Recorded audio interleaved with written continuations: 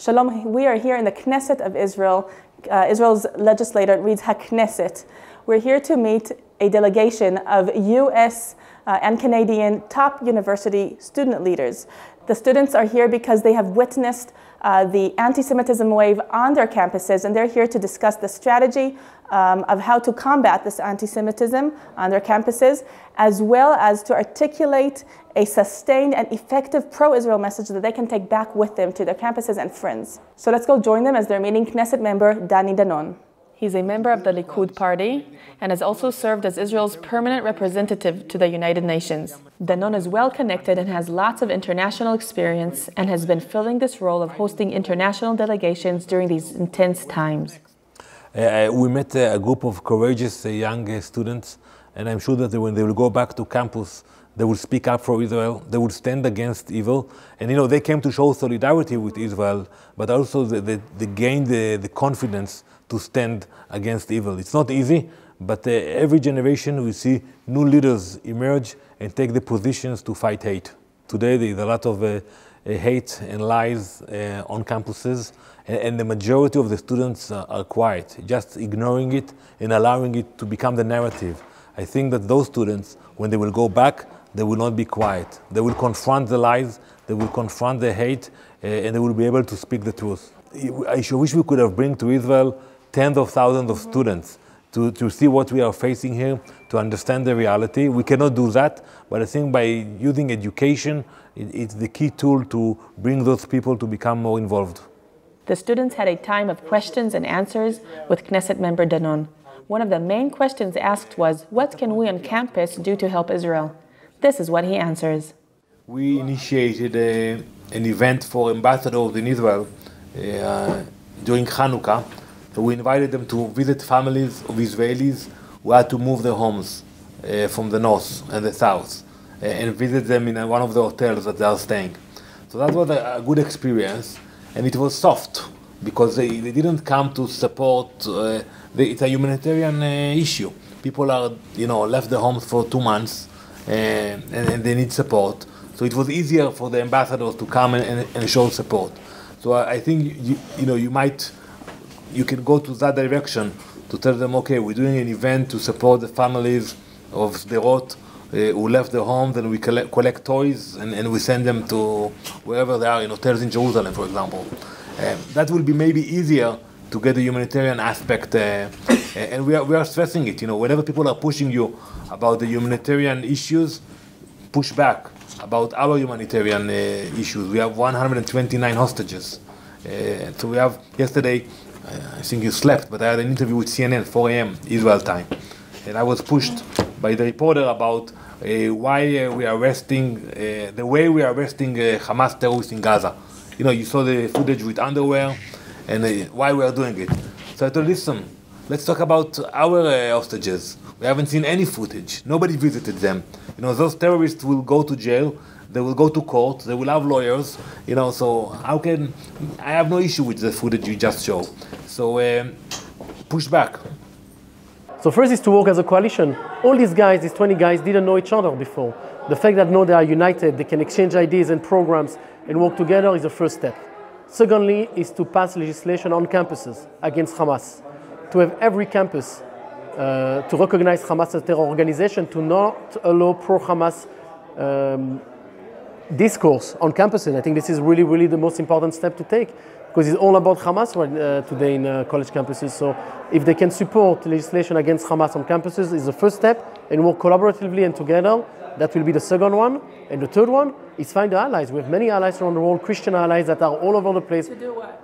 Ready to stand up, to do demonstration, to show support for Israel, to pass legislation, to call on congressmen and to tell them what's happening in Israel, to pose the actual reality of what they've seen here in Israel when they travel to the south and to see what Hamas did. I think that we see a lot of denial of October 7 massacres. And this is terrible. It just happened like 80 years ago, and we have already organization, people not accepting the reality. So they need to speak out, and they need to do events on campuses. They need to reach out also to the Christian community that believes in Israel, that believes in the right of self-determination of Jewish people, and to work together. These students arrived in Israel earlier last week on the Take Action for Israel Solidarity mission sponsored by Hasbara Fellowships and IsraelAmbassadors.com. They have, amongst other meetings, been to Israel's southern communities. They've received detailed briefings by the IDF, heard testimonies from security officials and survivors of the massacres. They've engaged in volunteering activities to assist communities in need and have met hostage families. During a private meeting on Thursday morning, the students had an audience with the President of Israel, Herzog, to discuss the rise of anti-Semitism on the U.S. campuses. The severity of the hostile experiences varies from campus to campus, as some are more political in nature than others. These students have faced everything from social media harassments to having their Star of David necklace yanked off to having their bedroom door burnt down. This delegation of Jewish students points out that many of the anti-Semitic students who are spreading obscene amounts of hatred are ignorant. Most don't understand much about Israel, and some don't even know where it is. The students admit feeling unsafe and frustrated.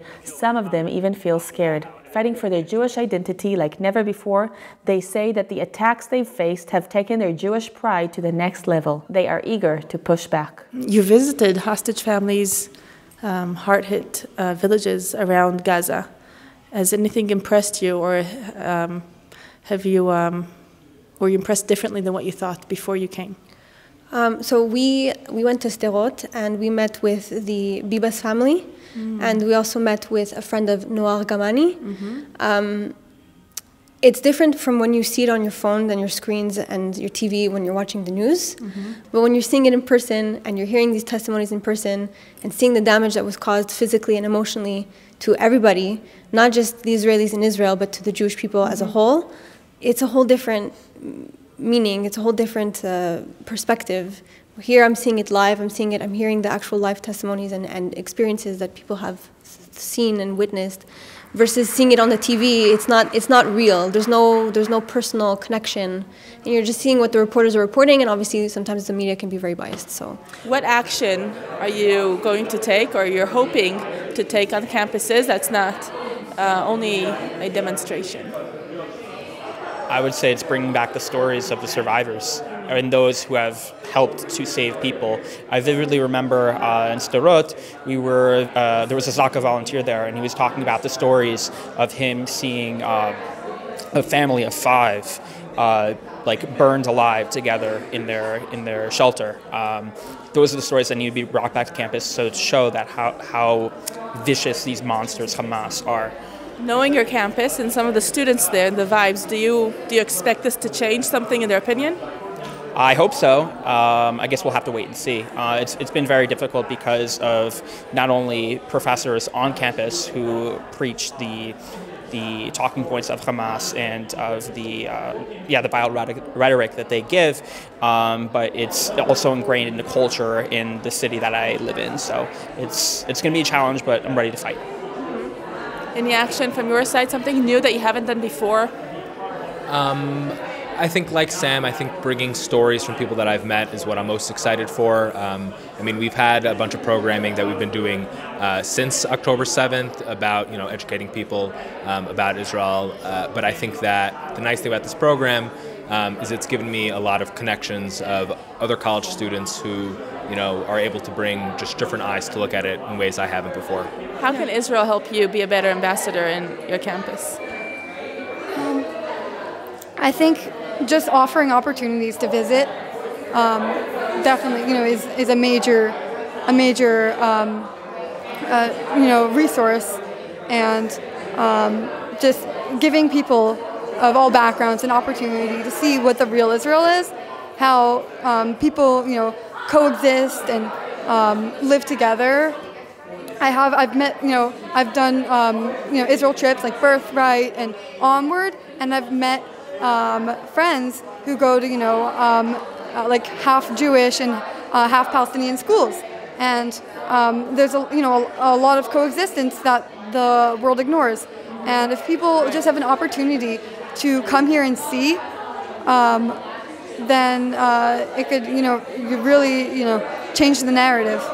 You're here with about 24 other students that you've met maybe for the first time. Yeah, Yes. yeah. Do you think you're going to use your power as a group now?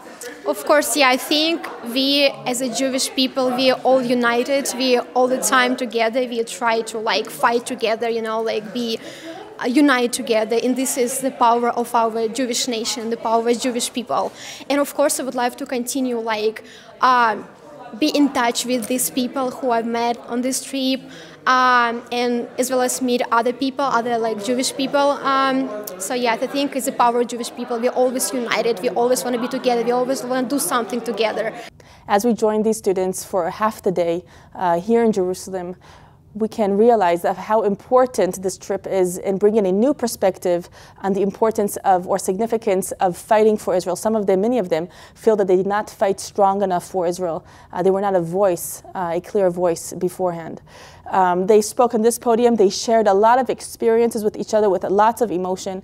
But let's not leave these students fighting alone on campus. So those of you who know people on campus, perhaps you work on a campus or are somehow related to the US and Canadian campuses, please, you too, act. Do not stay silent. There is so much work to be done on campus and on the public opinion. This is Rotem again for All Israel News.